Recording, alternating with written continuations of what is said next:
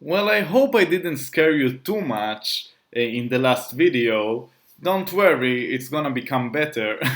But in this video, I'm just going to give you a new perspective of all of this. I will give you the religious or spiritual angle. Now, I know that I probably seem to you by now pretty scientific oriented, right? I talk about vibrations, I talk about the depletion of resources, about the earth. I didn't really talk about religion at all up till this point. Well, this video is for religion, for the religious perspective. Alright, and interestingly enough, you will notice that when I talk about religion, I don't necessarily talk about a specific religion. I don't necessarily talk about Christianity or Islam or Judaism or even Mormonism or Buddhism or Hinduism. It doesn't matter. You will see that the things that I talk about in this video, magically, all of those religions share. If you just research other religions that are different than your own religion, you will be very surprised to discover that all of them share something. And this something I like to call the values of light. Alright, all religions talk about the values of light even without actually using the term.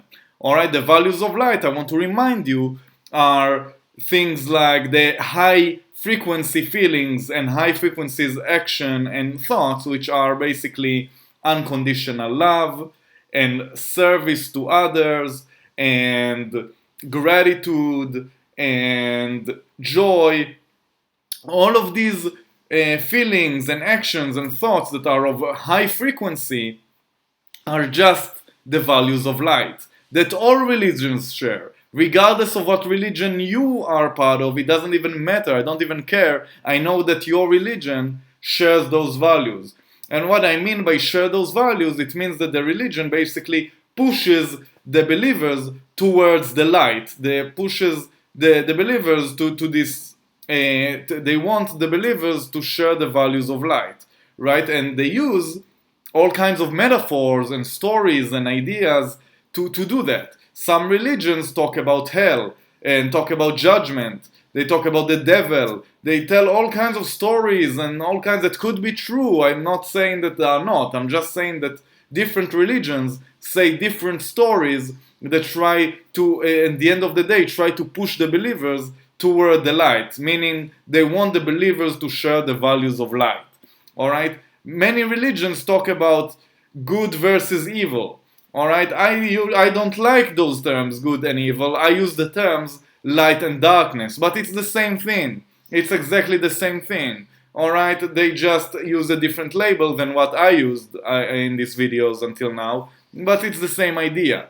Alright, this idea of judgment, or basically choosing between good and evil all the time. Alright, and obviously all religions tell you that you should choose good and not evil. You should choose the light. And some religions even threaten you and tell you, listen, if you won't choose the light, if you go to the darkness, or if you choose to be evil, then after death, all kinds of punishments await you. Whatever the punishment is, that's different religions have different types of punishments. But at the end of the day, that's the main idea. Alright? And I hope you begin to see the relationship between the things that I'm talking about and the things that all religions talk about, the things that basically you should be of higher vibration, you should be in the vibration of light, be a person of light. I share those concepts with all religions because we all talk about the same thing. We all want you, or everybody, all humanity, to share those values of light, and the reason is that high frequencies will survive and will be part of the new world, the new age. That's what we're talking about in this course. Many religions talk about Day of Judgment. The Day of Judgment is a little bit different than the concept of judgment that I mentioned a minute ago. Alright, there's this constant idea of judgment, of choosing between right and wrong, or good and evil, or light and darkness.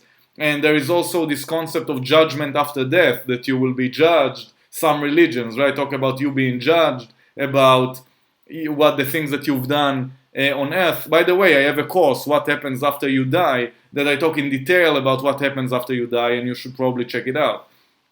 Anyway, all of this concept of judgment is a little bit different than the day of judgment. The day of judgment is a special day in which basically the religions say we are done with all the games. All right, this is it. This is the day that God or whatever being that the specific religion talks about, or Jesus Christ or whatever, this is the day that whatever being will decide between the people that are of light and the people that are of darkness. It will be a special day that basically you had all this history, all this time that you were supposed to choose the light, and hopefully you did, but if you didn't, then that's it. This is the day of judgment. This is the day that beings, basically people that are of darkness or will not share the reality that the people of light will share, whatever this means in the particular religion. All right? And how is that related to what I'm talking about? Well, obviously, I'm talking about the changes of the earth. I'm talking about a huge catastrophe in the earth scale, that basically this will be the day of judgment. All right? This is the day of judgment is the religious spiritual term of what I'm talking about. All right? Those changes. And if you are of third density, if you are a person who is so stubborn that you don't really, even though all of the religions try to push you up toward the lights, you are so stubborn that you keep being of low frequencies and being a person of fear and hatred and racism, all those low frequencies, then obviously you won't be able to share, to be part of a fifth density earth.